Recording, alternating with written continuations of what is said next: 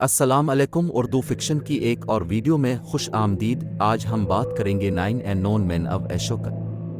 जब तारीख की बात आती है तो ये कहना महफूज है कि हम इससे कम जानते हैं जितना हम नहीं जानते हैं। अगरचे इसकी वजह ज़्यादातर मालूमात की कमी को करार दिया जा सकता है, लेकिन कुछ ऐसे शोबे हैं जिनको इस तरह डिज़ाइन किया गया था जिसने आम लोगों को उनके बारे में जानने से मना किया। खुफिया एजेंसियां हर दौर में तरक्की याफ्ता तहजीबों का हिस्सा रही हैं और उन पर छाए हुए असरार का हमेशा से मौजूद पर्दा खुद उनके बयान कुनिंदा से मंसूब किया जा सकता है। आखिरकार वो खुफिया नहीं समझे जाते, खा वो एलोमेनिटी हो अपरवरी ऑफ 7। वहाँ मुतअद्दिद खुफिया मुआशरे मौजूद हैं और बज़ाहिर वही हैं जो हकीकत में दुनिया को आम लोगों की नज़रों से दूर चला रहे हैं।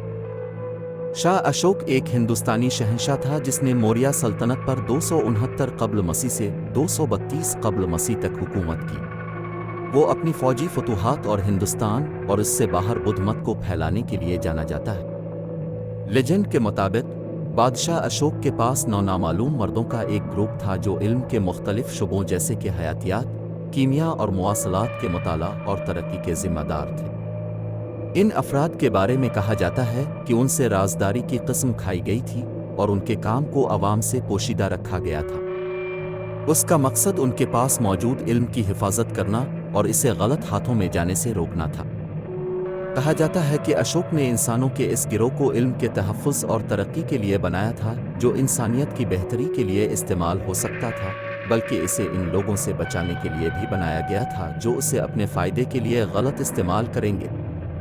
ये भी कहा जाता है कि 9 नामालूम अफराद में से एक मुवासलात के मौजू पर किताबें लिखने का जिम्मेदार था, जिनके बारे में कहा गया था कि वो अटूट एबल कोड बनाने के बारे में मालूमात के साथ साथ मौत की किरण बनाने की हिदायत पर मुश्तमिल है।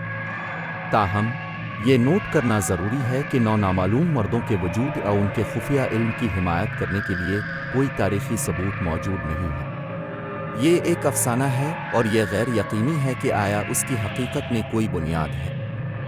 जब बात हिंदुस्तान की हो तो हमारे पास बज़ाहिर एक कदीम और अहम तरीन खुफिया मुआशरा था जिसे the no and known man कहा जाता है, जिसे अशोक आज़म ने 2000 साल पहले कायम किया था। कहा जाता है कि शहंशाह अशोक का मानना था कि इल्म ताकत है और इस ताकत को महफूज रखने की किलीद इल्म को जमा करना, परवरिश करना और इस तरह इस्तेमाल करना है जिसे अजीम कामों के लिए इस्तेमाल किया जा सकता है, लेकिन अगर उसके सामने आ जाए तो यह खौफनाक भी साबित हो सकता है।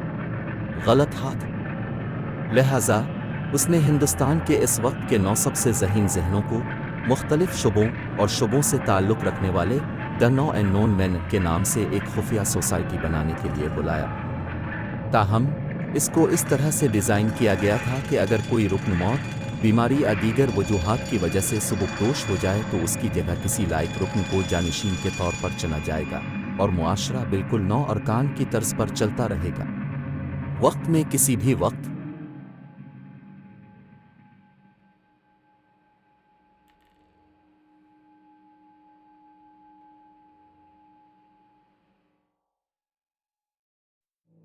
दीगर मौज़ूआत में इसकी जदीद तरीन शक्ल में मुवासलात शामिल हैं जो बज़ाहिर गैर मुल्कियों के साथ मावराए अर्ज़ी मुवासलात से भी निमटते हैं। कीमिया में धातों की तब्दीली शामिल है, जिसकी सबसे मशहूर शक्ल धातों को सोने में तब्दील करना है।